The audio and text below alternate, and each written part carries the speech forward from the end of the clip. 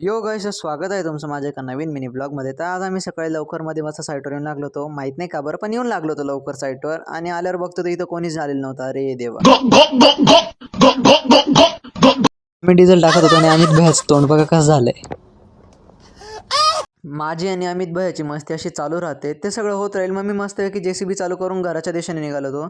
घरी आल्यावर पप्पांना ना ॲक्टिवा लागत होती. मग पप्पांना गाडी वगैरे दिली आणि मी वरती येऊन आश्रयात असं टाइमपास करत बसलो होतो. ना मला पप्पांचा फोन आला होता की एक ऑपरेटर सोडायचा आहे. मग मी ते सोडायसाठी लक्कीला घेऊन गेलो होतो. एकटा नाही जात भाई मी.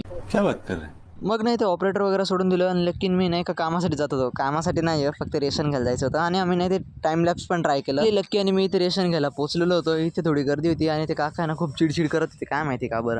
तर ना आमचं दरवेळेसचं फिक्स राहतं की रेशन घेऊन झालं काय मी आईस्क्रीम खायला जातो. की आईस्क्रीम वगैरे खाऊन घेतली आणि मम्मीने मला फोन करून सांगितलं होतं की तुला मिरची आणि अद्रक आणायचे. आम्ही ना ते लक्षात ठेवून मिरची आणि अद्रक तर घेऊन आलो होतो. पण मग ना आमच्याकडनं असं झालं की खरं मिरची आणली गेली आणि ती रिटर्न करायची होती आणि ती आम्ही करून पण घेतली.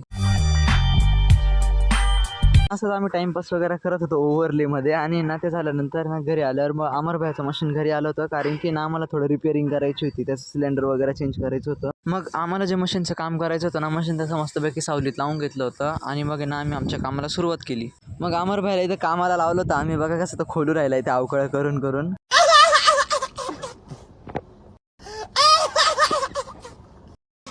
औरत का चक्कर बाबू भैया. आम्ही इथे काम करतो तर त्याच्या गर्लफ्रेंडशी बोलतोय.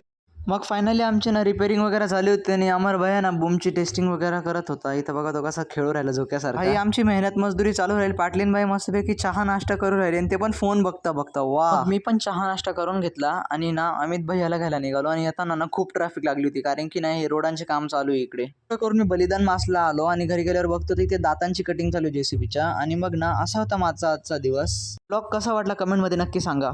खत्म.